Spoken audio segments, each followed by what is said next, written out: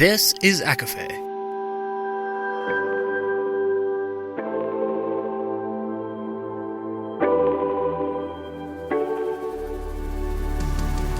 Laura Marie and Jessica Marie proudly present A Court of Fandoms and Exploration, a podcast. Fair warning, everything the hosts say is explicit, full of spoilers and adult content and shall not be used against them.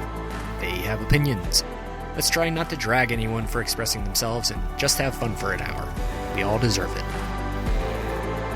There are no spoilers in this episode outside of the Six of Crows Duology, but there are topics surrounding addiction, substance abuse, violence, and sex work.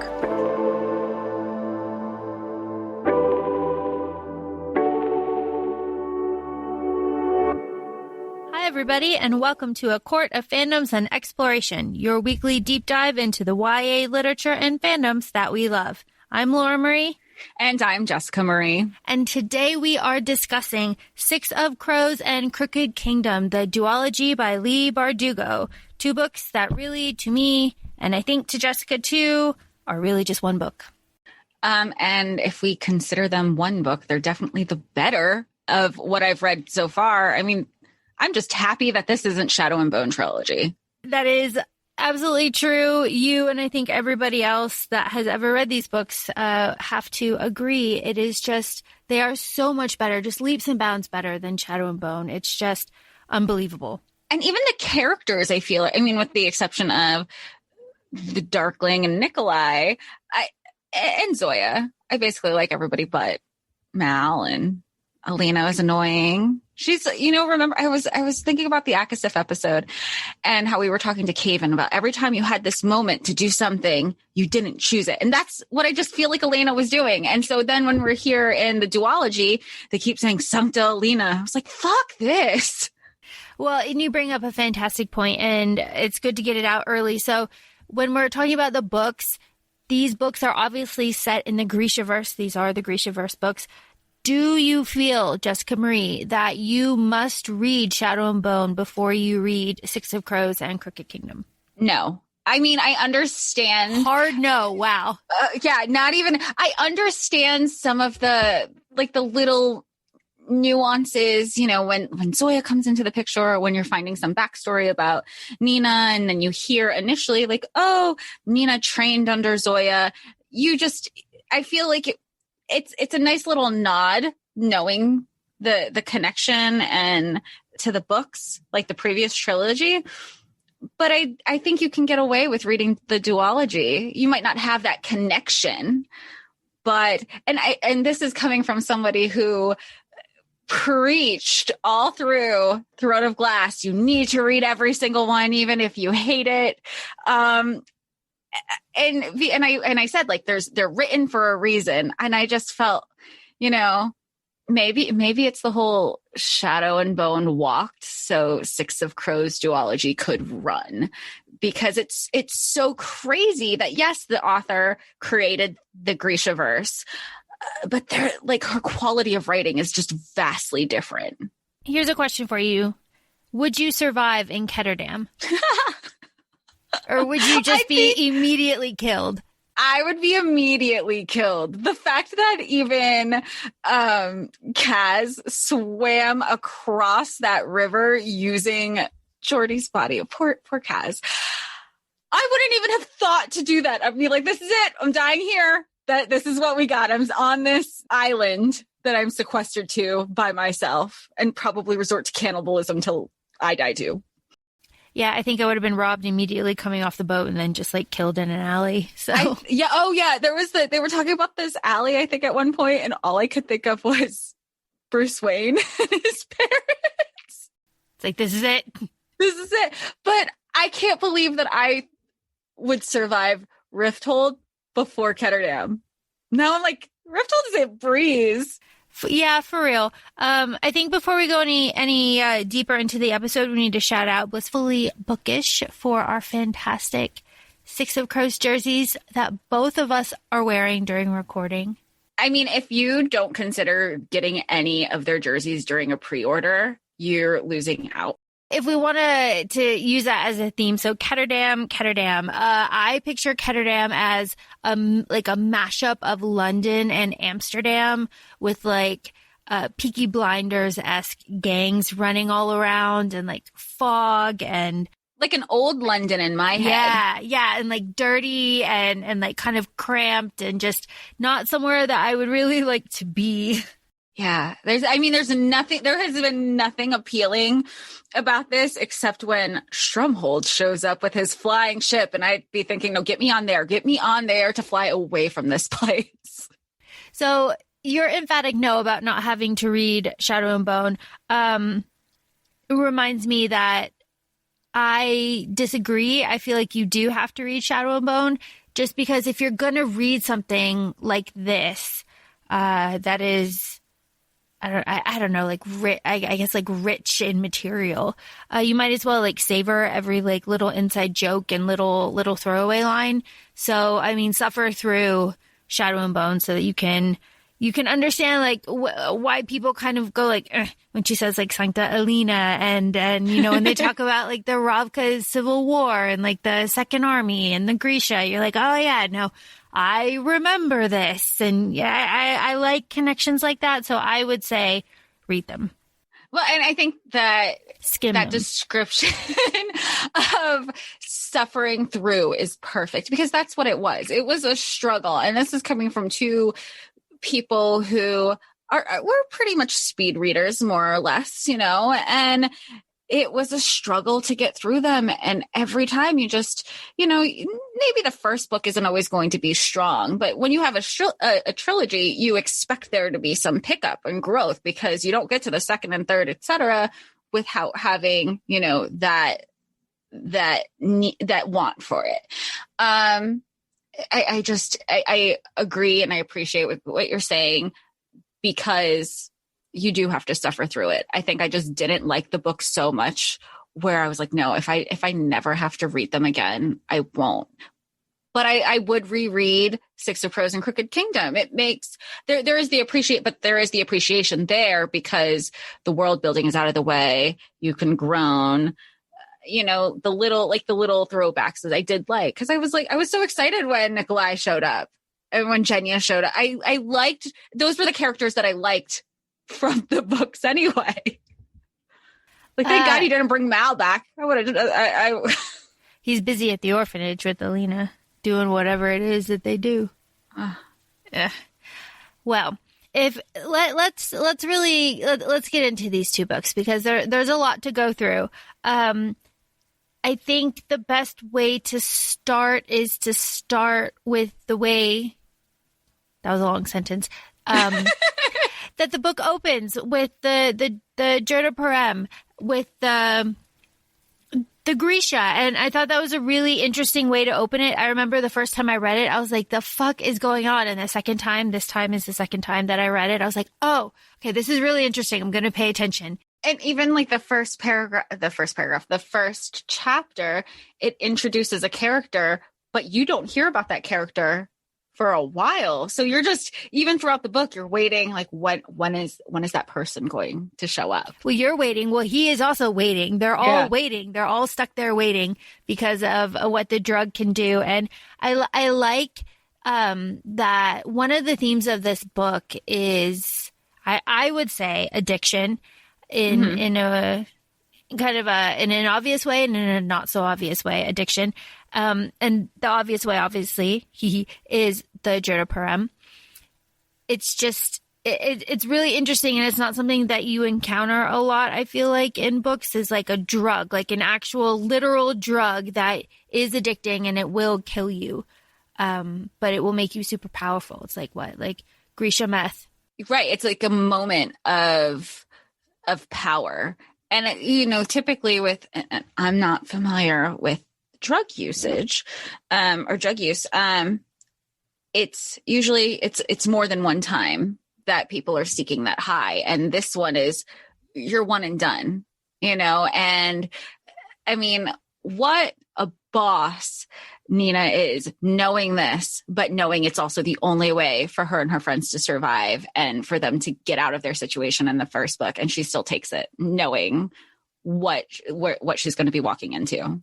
Well, Nina is your favorite, yes? Yeah. Oh, hands down. Nina's everything about Nina. I love how fun and like, I love how she makes Mateus feel uncomfortable. Like, I think all her little innuendos, just because she knows she knows he's going to be uncomfortable. Her love for sweet rolls and waffles and food. Like, I'm not a tiny girl. And it just reminds me of like, this is how I survive Germany, this and Haribo gummies. Oh, look, there's more waffles and sweets and carbs and give me all of it. And that's her excitement for everything. I love it. And I love how people know that Nina is suffering and Nina is not herself when she doesn't have her appetite and when she loses weight and when she isn't enthusiastic about things. That is a noticeable change in her. And people were like, damn. Well, when she had her appetite back for like after weeks, that was everybody's comment. They were like, we're just happy you're wanting food, you know? And she has this zest for life that I absolutely love. And one of my favorite lines, I can't remember, I think it was in Six of Crows, that Inej and Mateus are going back and forth. Matthias, I'll interchange those throughout this book.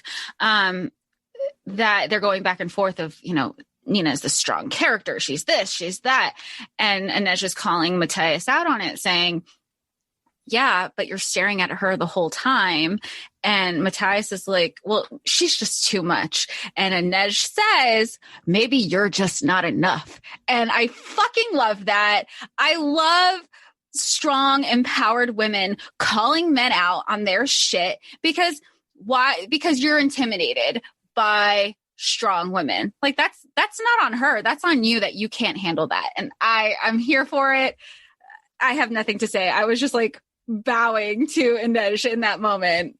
Well, and women who know their worth. Right. Which is, you love Inej. She's your favorite. Inej. I absolutely love Inej. Inej knows her worth. She knows when to walk away. She knows to have broader goals. She knows that the dregs isn't what she wants in her life. She wants to go back to Ravka. She wants to find her family. She wants to get the boat. She wants to hunt the slavers. And God, you know, she'll do it. Inej is wonderful. I love that she's an acrobat. I love that she, you know, uses knives and sneaks up on people and can walk the high wire. Like, that is one of my absolutely favorite scenes, is when Inej is walking the line above the like sugar granary silos. Oh, right. And they had like that whole story. They're like, people are known to die doing this. Yeah. So she, and you know, there's the net. She's like, I don't need a net. And then the white assassin girl comes up and is fighting her like on the line. It's just amazing. And I love it. I can see it so clearly in my head. Would you ever do one of those, like those trapeze classes with the have you ever seen them? They'll have them like in Brooklyn or in like throughout the city, like just a trapeze class. And it's supposed to be for beginners, like a one-time class. You do it for an hour and yeah, I would absolutely do stuff like that. That's so cool. That's my fucking jam. I used to do stuff like that when I was a kid at like summer camps and stuff. They would have like, you know, strap you into the thing and spin. Yeah, I used to like that. You were talking about your favorite quote from Inej. My favorite quote from Inej is, and I had it embroidered on a t-shirt. The heart is an arrow. It demands aim to strike true. It's just so beautiful. I love that people shit on, her crew, not us, not the fans. Oh, okay. Her crew, like shits on Inej for having like her like Suli proverbs. And, you know, she's a old, like cautious, wise woman. And Inej even says like, you know, but there has to be something to being cautious because old women live to be old. It's like, well, you're not wrong. Fair. Okay. Yeah, fair. But somebody also has to be like, look at the crew that she's like, I have to keep somebody in check because otherwise we'd all would have been dead already. Well, exactly. And you can't talk about Inej without talking about Kaz. So Jess, you went into this duology utterly blind. Like, you didn't know it was a heist. No, and it was actually really refreshing. I mean, you are obviously Shadow and Groans, and then you just said you just have to get to Six of Crows. You'll be fine after that.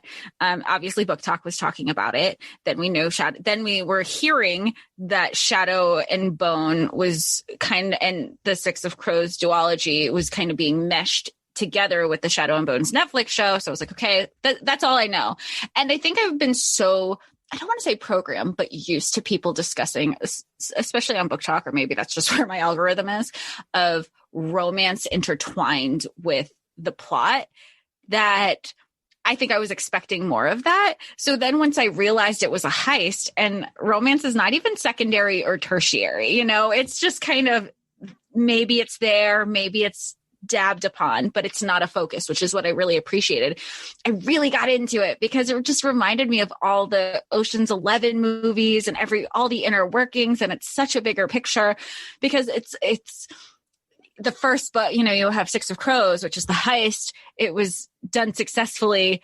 And then obviously they didn't get their money. And then they have to do a new heist all over again to I don't want to say trickery, but there's a revenge factor. Like they are owed something after literally putting their lives on the line throughout the entire book. And now they have to do it all over again. There was just such a respect. And you have to remind yourself that they're 17. They're like 16, oh my God, 17. They're 17. I think Mateus is the only one who's 18.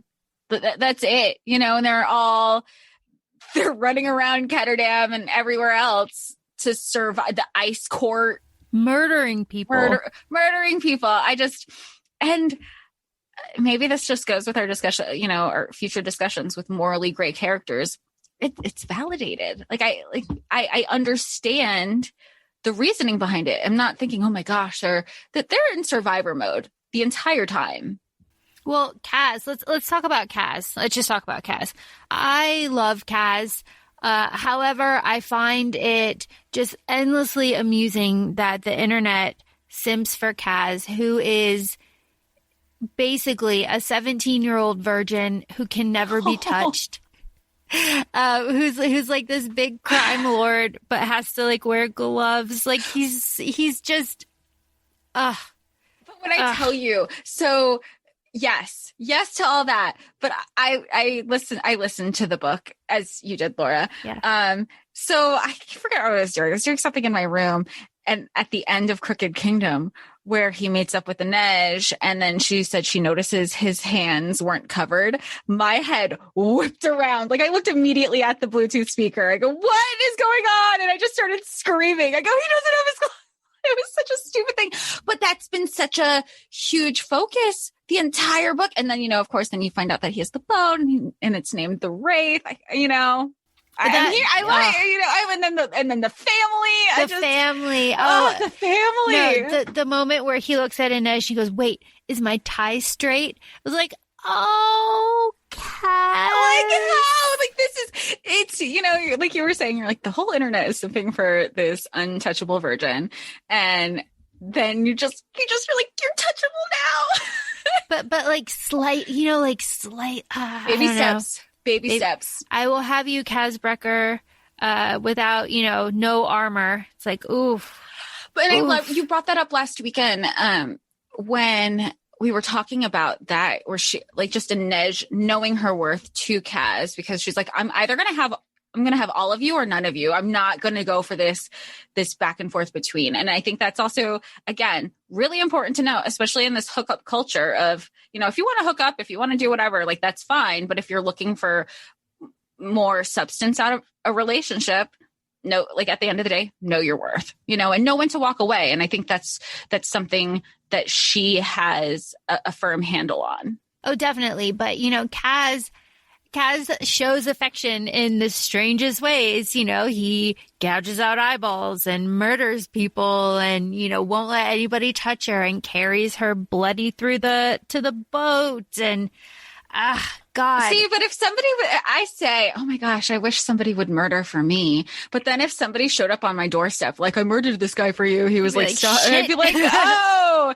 this is, I don't know how we feel about that. Context though. Context. Are you a 17-year-old, acrobat in a gang whose life is constantly in danger? Oh my God. Just okay, so we haven't even. Ugh. And how about she's a 17-year-old in a pleasure house? Yeah, brothel. Yeah. You know, the thing, Literary Libra brought this up, and she did a really good job of it. The way that these books are written with the pleasure houses and the sweet shops and the jails and you know, everything that happens with the Grisha and the ice court and everything, you kind of don't process the fact that, like, there's a genocide going on, you know, and you don't really process the fact that, like, those are prostitutes and that these are all casinos and, like, everybody's being, you know, like, I don't know. It's a good thing, and it's also, like, kind of a, like, thing. Well, the part of it, I know we've discussed this it's a different world. It's a different world. It's different societal expectations. So are we judging based on the world we know? I'm not judging so much as not just judging, but no, I'm talking more about the language used by the author is used intentionally to kind of fudge the like actual reality of what's going on in these places because it is skewed YA. Oh. Yes. Okay. That was my point. Okay. Kind of like to, I don't want to say minimize, but soften the blow, if you will. Right. Yeah. Because like the whole thing with Nina and Matthias, like he's murdering her people. Yeah. He's hunting down her people, torturing them and murdering them. And then now his people are imprisoning them and giving them drugs and forcing them to like do stuff. You know, that's not a great thing. It's pretty fucking awful, but the way that it's presented to us is in the context of like a heist, you know? So you kind of have to like go down a layer to really look at what's happening beyond what our like main characters are going through. Okay. Yeah. Because you were talking earlier about themes, and like there's a few themes in here, like addiction. Obviously, we haven't even talked about Jesper, but like addiction is a big one. There's the found family. There's freedom. There's a few other ones that I have written down, but I will probably circle back to. Those are the big ones that I kind of focused on, and also the revenge. Like, oh my God. And then the childhood trauma and the PTSD, like there's so much going on. Yeah. All of these characters are so fantastically broken in their own ways. It is really wonderful to see. It's also interesting, like if we talk about the found family trope for a minute, it's that alone, and each one of them brings their different traumas to their found family. There also isn't a codependency. Like there's teamwork. Yes, like we have to go back. We have to save this person. There's this unity. But then at the end, they all kind of go off and do their own thing. That's true. Although in Kaz's POV, he does say that he feels uncomfortable that he has come to rely on Inej, and that he also, that was the other theme, shame. The shame is a big theme in these two books. Yeah, and I'm thinking like of when we're in one of the chapters for Jesper's I think it was Jesper or Wylan. I think it was Jesper, where Kaz like snaps and he calls one of them Geordie, and everyone was like, "Who the fuck is Geordie?" That was with Jesper. That was Jesper. Before they fight. Yeah, and everybody was like they were just looking at each other, but then even Jesper's like, I recognized something in his eyes, but that it was so fleeting. But that's still the shame that Kaz carries with him. And I mean, and I think you see it obviously with like Pekka Rollins is the perfect example of revenge is a dish best served cold, because that sits with you forever. And here Pekka is like, I have no idea what you're talking about. And he goes, exactly. Like this is just so menial to you, but this has been my entire life. Like my entire life was destroyed because of you. Well, and Kaz gets the last word, because in the end of Crooked Kingdom, he Pekka like can't leave the house. Like he's terrified for his son, and then like Inej comes and like makes her threats, and then has the crow in the baby's crib. But they beat Pekka, and Kaz even says, could kill Pekka's son once, but Pekka can kill his son 1,000,000 times. In his head, yeah. And mental torment, that psychological torment, lives with you more than a physical torment forever. So you would say that Kaz is morally gray? Yeah. Yeah. Yeah. I would say so too. I'm trying to think of the words from our morally gray characters. I was like, wait, he's not an anti-hero. And we'll have to go back and refresh. So we have an episode about villains. If you want to refer to that, we clearly still need to refer to our own episode. Yeah, we'll go back and refresh before we talk about morally gray characters. But I'm pretty sure that, Kaz falls in there.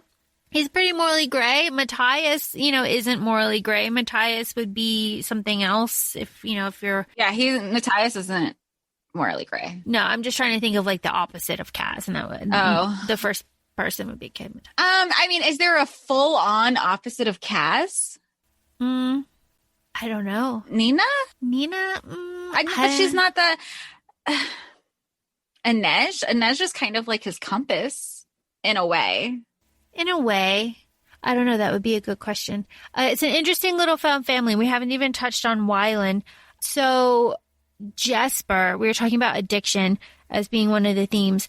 Jesper, Secret Grisha. The thing that I really love about Jesper is that we learn that his whole backstory with his mother, and like he's been told to keep his Grisha power hidden, and Kaz knows because Kaz knows everything, and he was really important in the heist because he's a fabricator. But Jesper has never been sick. He's a really good sharpshooter. He unconsciously, subconsciously, whatever, like uses his powers, right? Like that's why. But I think Inej, our wise one here, says if Grisha don't use their power, they become sick. And Jesper's like, but I'm never sick. It's like, yeah, but there are other kinds of sick. And Jesper's obviously addicted to gambling. So I just thought that was really, I guess, poignant thing to say. And just to be in the middle of this like heist book. Like sicknesses aren't always physical ailments. Right. Yeah. Just like in the middle of this like really dark fantasy heist book, it's like, all of a sudden it's just like dropping some knowledge. It was just like, wow. And also that there is a self-awareness for his character, because you do know that there are people who go through addiction and they're at like whatever point in their addiction where there's that denial phase. And now, there is that recognition. He doesn't know how to get out of it. And even Kaz knows when, I think at the beginning of Crooked Kingdom, where they're all playing their part in the casino, and Kaz and Jesper's like, I have an addiction, right? Like, I don't know how to walk away. And Kaz is like, you're gonna have to for this one. Yeah, or like when Kaz knew that Jesper would bet his guns to stay in the game, because it's one of those things that it gets talked about eventually, but and Jesper's whole relationship with his dad is just like, oh my God, Colm. Oh, we love Colm. What a sweet man. I like one of the flashbacks when he's talking about his mom and how his mom was a healer because she was a Grisha, and then she died, and then his dad, he asked his dad, he's like, was mom a witch? And she's like, she was our queen. I was like, oh. We love, right? We love. God. It's so good. Okay. So first book, obviously heist book, Ice Court, Fjorda, all of it. Very, very good. Very good. We love heists. I remember when I was reading this, I was like, I understand now that it's a heist. We got to get the crew together. I wonder what it's going to be like reading about a heist. But the way that this book is broken up into all the different POVs, and specifically the way that it is recorded through audio with a full cast, and not just a full cast, but like two really heavy hitters. We've got Elizabeth Evans. Shout out Elizabeth Evans, we love you. And who else is on there? It's Lauren Fortgang. Oh, okay. It's Lauren Fortgang who did the voice of Alina in Shadow and Bone. So those are two really big like audiobook heavy hitters, and we love having them in our lives again. So, and they really help, along with the dudes, make the characters their own and unique, and it makes the switching POVs, I think, a little bit easier I don't know. I'm just kind of speculating because I haven't actually physically read it. No, I do appreciate it because then, I mean, nothing against Elizabeth Evans' Throne of Glass is like, I'm ready to like get it permanently etched on my body. Mm-hmm. She's able to go in and out of all the characters in Throne of Glass. And I guess just maybe because it's a heist book, it helps having that additional, I don't want to say perspective, but maybe just like the additional talent. Either way, I'll forever be in awe of voice actors who you can switch. You can listen and they create these character voices. I think of Stina Nielsen immediately off the top of my head, where I finished ACOFAE and went right into From Blood and Ash after that. So, and she narrated both, and both Nesta and Poppy are vastly different. And I feel like that happens here in the duology, where I'm not listening to Bryce. I'm not Bryce Quinlan. I'm not listening to Selena or Lysandra or anybody else from Throne of Glass. Like, I'm listening to the characters that we're being exposed to now. Which is fantastic because they are such great characters. I know we said it at the top of the episode too, but they really just leap off the page in a way that Shadow and Bone characters do not. I didn't feel like there was where with Shadow and Bones, there was like this build up to understand the characters, with the exception of the Darkling, because he was just like, chapter 2, what's up? And Nikolai and Stromhold. But everybody else, you're just like, okay, all right, kind of just going with it. But like you said, Six of Crows, right away, you wanted to know more. Yeah, you wanted to know more. And I guess I kind of was trying to place it in the world, because they were talking about like Ravka, and I was like, okay, I know where that is. They're talking about the shoe. It's like, all right, well, they're talking about this and that. I was like, okay, all right, well, I know all of this. I know how it's playing into it.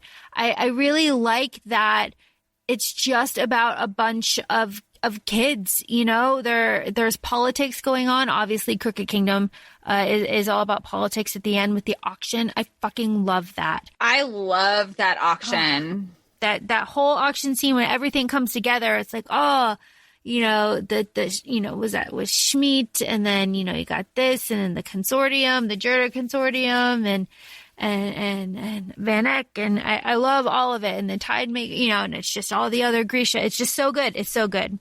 From a timeline wise, or timeline perspective, really, I know we said like, oh, it reminds us of Old London / Amsterdam, but do we also like, do we think it's like a future dystopian steampunk-ish timeline, or do we think this is something from the past? I mean, something that's always good about fantasy in general is that there isn't a placeholder. You know how sometimes we'll be watching shows, like if we're doing a rewatch and you're like, ooh, that didn't age well. Like, I feel like that's something in fantasy, that there is no timeline, but in your head, what would you imagine? Well, Ravka's Russia, right? So if Ravka is Russia and then everything kind of fans out from there, you can kind of put it there. Do I think it's future? Do I think it's dystopia? I don't even think it's present. No, I don't know. I would think it's more of a dystopia type situation. Right. But it's not discussed, right? It's not discussed, but I'm just asking for you personally, Me like personally, where you place yeah. it. Yeah. Yeah, I would say it's more of a dystopia, but, you know, if anybody else has an opinion, I'd love to hear it. Be really interesting. So, Jess, I know that we talked about it just very briefly, but Matthias, he fucking dies, man. Were you? Yo, I go, wait, what's happening? I had to reread it because the whole 2 books, like the first book, I was like, okay, nobody's dying.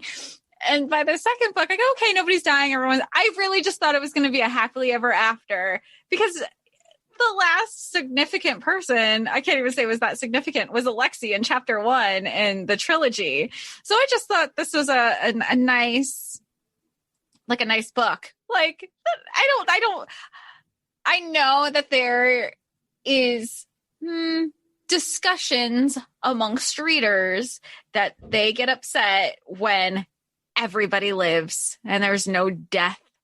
I mean, I was surprised that he died.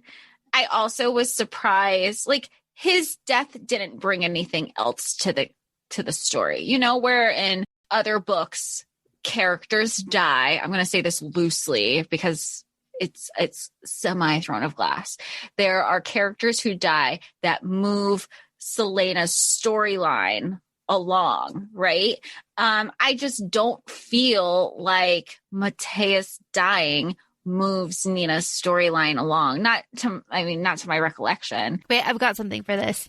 Okay, please tell me, because I was like, wait, what else is it besides, like, he goes, Matthias dies, and he's like, there's wolves, and he's like, I'm being welcomed home. Oh, I was so happy that in his like death, he's reunited with his dog. That really hit something with me. I was like, yay. I thought that was really sweet, and that he wasn't in despair.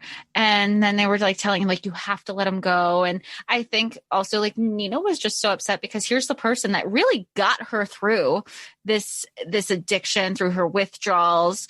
I mean, even when she was trying to get the Jerem Parem, she starts trying to like physically hook up with Matthias, and he's like, thank God I gave this to Kaz, because I would give her anything right now to like just keep her this close to me. And like, they just finally got to a point, because I also remember sending you a reaction video of my devastation of him in the first book, where he sets her up and she gets trapped. Like, oh no, I was rooting for them. I thought they were in a good place. I'm still new to this whole fantasy YA, so everything's a shock to me. So I did a little research on this because Leigh Bardugo just released the second book in the King of Scars duology that just came out like last week. That's the one with Nikolai, right? Right. So I want to read that. So that duology is about Nikolai, but do you know who else is featured in that duology? Oh, please tell me Nina. It's Nina. It's not a spoiler. Yes! It's like on the cover, it says it's Nina. It's like Nikolai and Nina like doing their stuff. So that means I get to read that new book, and we're going to have another episode maybe. Yeah. So yeah. And that's Nina and Nikolai and his, I don't know, like Ravka life. I really don't know. Maybe he'll marry her because Alina was stupid and didn't say yes to him. Well, I learned that, so I want to pass that on to you. I thought you would really like that. Yes. Yes. Yeah, so Matthias dies. Somebody had to die. I don't think it had to be him, but to, as you said, further the story along, now we have Nina jumping into this other duology, so her story did continue. Okay. So it makes sense in the long run, yeah. But in that immediate moment, if we were reading this live, like when the book was first released, I would have been like, what the hell was going on? Yeah, exactly. Which also I could not imagine, because we do consider this one book and it feels like one long book. Honestly, I feel bad for the readers who are just, this is nice that we get to read it back to back, because if you had read it originally when the first book was published, and then you just sit there, like this is a nice, there's a lot of continuity with it, which I appreciate. We haven't talked about Wylan at all, about Wylan Van Eck, another sweet person that just can't read. Like his dad just doesn't love him because he's like, my son is stupid. Yeah. And he goes, he's like, I tried. It's not like I haven't tried with tutors. I just can't pick it up. But he's smart. He's smart, and it just doesn't come across. Yeah, he's music. He's like music and science and like math and all of that. He just can't read. Yeah, we love Wylan. Wylan and Jesper. I really love, like, I know you said romance is like really on the back burner on this book, but I love this sweet, natural romance between Wylan and Jesper. Yes, and I remember at one point in the book, I don't know if there was a part where I go, oh, I hope they get together, or I hope something's there. And I wasn't sure if there was an intention of writing something there, because then I think of Throne of Glass, not really a spoiler, but of Dorian and Kale. So I didn't know if that was the direction it was going in, where with the sound, I think they did it, but I just can't prove it or whatever.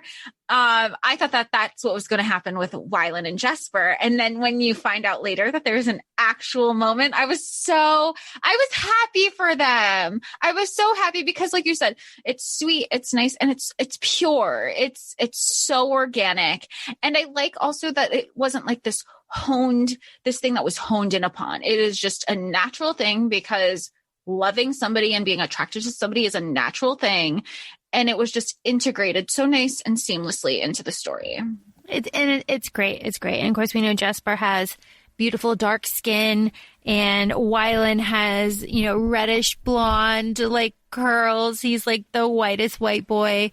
We love to see it. I like Wylan. I like the kind of transformation that he goes through. I like that he kind of gets the fuck you to his dad. It's just love that. Yeah. Love that. Even and when Kaz is like, you're stealing from yourself, right? It's zero money, right? So good. Kaz, I know we just need to talk a little bit more about Kaz. Kaz, we love Kaz. Kaz is broken, right? Kaz has PTSD. He used his dead brother's body as a raft. He can't touch skin, but he's a 17-year-old virgin. Is he sexy? Yeah, he's sexy. Why is he sexy? Well, because he... I'm waiting for you. Like, I want to know what you think. What's the answer? Is he sexy? Okay. On the surface, Kaz Brekker is not my type. I don't like fast-talking, scheming gamblers, right? And he's 17. I can't get over the fact that he's 17. That's the thing. It feels even none wrong. of them feel. No. And he doesn't read 17. In my head, he reads like 24. I don't know. They all do, in honesty. And I think that's part of my thing with reading a lot of YA is I've already had to age them up in my head. So I could feel like there's, some sort of relatability that they're in their 20s. Yeah. That seems realistic because me at 17... I mean, actually, my first year of college was at 17, so there were a lot of things I probably shouldn't have been doing. Well, and okay, you bring up a good point. 17, they are more or less fearless, right? They're a pretty fearless crew. They get the job done, right? At 17, you are pretty fearless. Like you have that like live fast, die young type situation. It's when you get older, and I think Pekka kind of speaks to that too. Pekka said like, I got old. I got comfortable. I stopped having to fight for it. I got scared. Like I let the fear get to me. Like, Kaz and his crew are so young. They don't have that fear yet. They're still hungry. They're still trying to get their goals. Right. And I don't want to say like they're excited because clearly it's Ketterdam. How can you be excited about life? But there is a hopefulness that's there. Like you have hope still. And I don't want to say that we don't have hope, but on a smaller scale, it's like when people say it's easier to teach children different languages instead of adults, like or when you put children in gymnastics for flipping and, for tumbling, because that fear isn't there, and as you get older, it's like, you think of job security and insurance and making sure you're set up long term, and the live fast, die young mentality isn't necessarily there because you're like, ooh, just like when you have retrospectives and you're like, how did we do that? Because now there's like, I can't do that. You think that there's this societal hold on certain things you can or cannot do, which is one of the things that I always respect about all your adventures, Laura, is you want to do something, you go for it. And, whether that be skydiving or those crazy swings in Africa or like jumping off a roof into snow kind of thing. Like you're so fearless. And I feel like no matter you age, like we all grow up and we all grow and we're older, but you still have that lightheartedness that you carry with yourself to be free and not let growing up mean growing old. I don't know, man. I don't really think I could scale a chimney in rubber shoes while they slowly melted and like burned off my feet. It was like, what, 60 stories? Like, I could never do that. Oh my God. Inej, what a goddess. Kaz being sexy, the cane, the suits. I like that everyone kind of teases him about his haircut and he's a little bit like insecure about his haircut. I think that's a really cute like detail that isn't talked enough about. Kaz being sexy. When Kaz starts at the top of the slat and fights everybody in the slat as he makes his way to the ground floor in Crooked Kingdom. Do you remember this? Oh my God. And Per Haskell is there. Oh. And it's fantastic. And like Inej is watching, but Kaz can't like have anybody help him because it's his reputation on the line. Oh, it's so good. Well, it's his reputation that he created, because we learn that he's not born Kaz Brecker. Like, we know his history. He created this alias for himself and this persona to carry out this person that he didn't want anybody to know. He wanted a fresh start, because he needed a fresh start for the end goal of giving it back to Pecker Rollins, brick by brick. And I thought I love when at the end of Crooked Kingdom, people are like, okay, but why crows? And he makes a comment. At first he was like, oh, it's no big deal. But then, crows remember people's faces or things' faces. And I know this. I didn't make the connection until it was said. And it reminded me of this time that there was like a crow nest outside my house, and a cat got to the nest and ate one of the baby birds. And then the crows remembered the cat when the cat came back and started attacking this cat. I mean, I was just watching out my window because my cat was also watching out the window like, oh, I don't want that to be me. And you're just because then you realize it was, they remember this piece of shit cat who attacked one of their babies. They're like, you attack one of us, you attack all of us. And that cat did not come back. Yeah, the crows, the dregs. I mean, we love it. We love to see it. I think it's important that we touch on the TV show that's going to be coming out. That's the whole reason that we have suffered through Shadow and Groan. That's the reason that we are reveling and like just relishing this duology. So let's talk about the TV show and the cast and what we know so far. Where do you want to start? I want to start with how perfectly cast Kaz Brecker is. Freddie Carter, man, look at those cheekbones. It's always, especially with books, it's always hard to wonder, you have your personal fan cast and then you have the actual fan cast, and there could be a lot of things that people don't agree upon. But that's something that you see his picture and you're like, okay, headshot. He didn't even have to be a good actor. I would have seen that headshot and be like, you got the part. Yeah, no, he's perfectly cast. I think Ben Barnes as the Darkling is also perfectly cast. I mean, oh my God, that man. Really? Did you have to go so hard? He looks so good in the like black outfit and just, ugh. Made for that role. Yeah, made for there. Based on everything that we've seen in the trailers that have been released. Very sexy, very exciting. Love to see it. Very happy. I'll be interested to see Alina, like the actress who plays Alina, when her hair goes blonde. Right. And Alina, we know from what has been released publicly that the story has changed a little bit, and Alina will be half Shu, so she will have to deal with like the like social like racism about the Shu going on too. So that'll be an interesting kind of like aspect to the show that we didn't have in the books. And I mean, right now it's really just speculation because we haven't really gotten much dialogue. It's just big scenes with a good score that we've seen more or less. The Shadowfold right looks pretty sick. It looks good. That looks good. When the sun summoning powers come through, like that looks good. Fucking Mal. Fucking Mal. I don't. I hate the character so much that I just am not excited about just looking. Now my brain is like, God, now I have to look at you too. Gah. That's where I'm at. I feel like we're going to be watching the show and we're going to it will audibly be Shadow and Groans. We're like, Mal, stop talking. I have become a blade. Shut up. No one cares. Nobody cares. No. You have nothing to offer anybody. But it will be interesting because there is a mesh. We don't know if the show is going to be very close to the books or if it's just the show is inspired by the books. But we do know there is a Kaz Brecker Darkling face-off, apparently. Okay.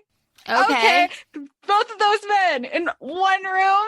I mean, okay, my first thought is, granted, I just watched Godzilla versus Kong last night. My first thought is, he's the fucking Darkling. He will destroy you. Like, what are you doing? But the second thought is, well, it's Kaz Brecker. Like, I would not underestimate him. So I don't know. We love this. It's pretty fantastic. I'm stoked. You know, the date can't get here fast enough.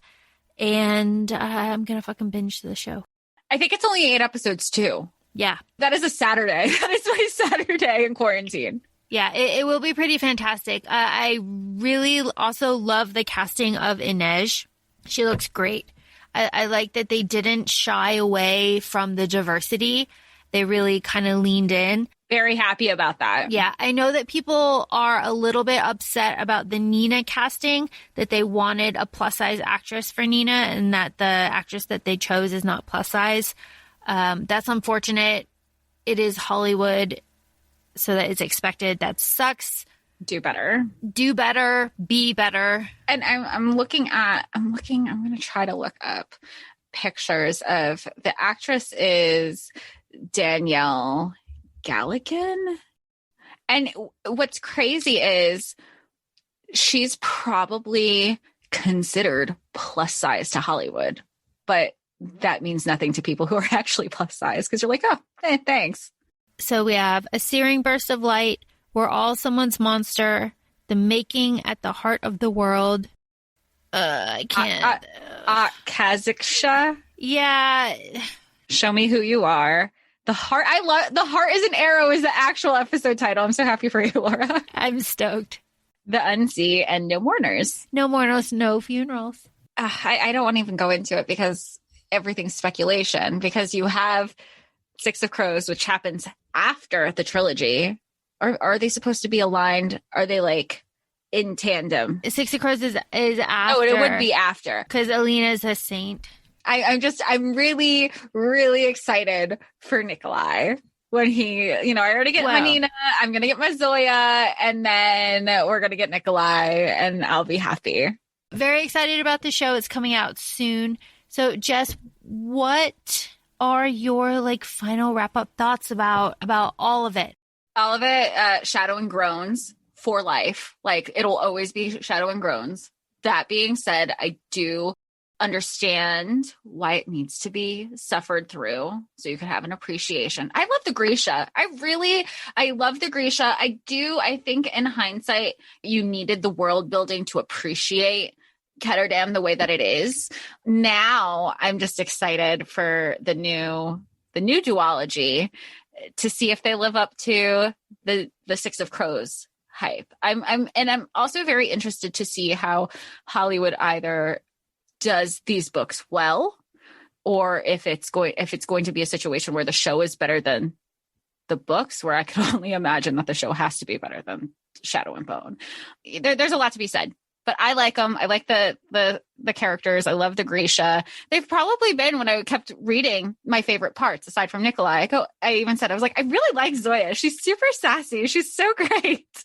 And then even with Nina, she was my favorite right off the bat. And they just both happened to be Grisha. But I was like, oh, I do like them. And I really appreciated the focus that it wasn't this romance. And I think I haven't read a book that didn't have some sort of romance component in it. And you've talked about that on previous episodes where there's things called plot with romance and romance with plot. And sometimes you don't even have to have romance in it at all. And I think that was important to step outside of my comfort zone unknowingly because I went into this blind. Yeah. What about you? I'm trying to think if I told you anything about the books before we started, but I don't think I did because I wanted to make sure that the heist, I don't know. No, the only thing you told me was buy the Six of Crows jersey at Blissfully Bookish because you're going to want it after you read it. Yeah. What do I think about these books? Shadow and Groans, obviously that is just what it is. It is what it is. And it is that. Do I like these books? Yes, I like these books a lot. I like them a lot better the second time around. Do you consider it a comfort book? Are they comfort? We've had conversations of who's your comfort character and those rereads that you kind of go back to because you're I just need to be in a good place. Do you consider this one of those or no? No. Okay. I will happily reread this book, but it is not going to be my top 5 comfort read.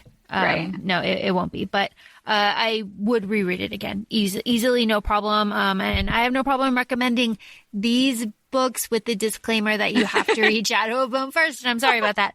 I also very much like that the romance is on the back burner here. It's refreshing. It's interesting. It is something that should be explored more, I think. Yeah. Like, romance doesn't have to be this be all end all. That being said, when Kaz has his moment with Inej in the bathroom and with the arm and the bandage, it's very sexy. It's very like tension. I like it a lot. But that, there's only that one, right. That's it. Then it ends. I would like a little bit, I would like an epilogue, just to like know how these characters are doing like in the future. Okay. Because I was going to say, we don't know if there is an epilogue, or maybe there isn't one because it's still being written about. I don't know. Right. And also, I haven't read King of Scars and the new one that just came out. And I haven't read, I'll blanket that. I haven't read other Leigh Bardugo books in this universe. So I don't know if characters are mentioned in passing, if there's updates or anything. I'm interested. I'm stoked for the show. And I'm glad that I don't have to read Shadow and Bone ever again. I don't think it's necessary. We got the main takeaways.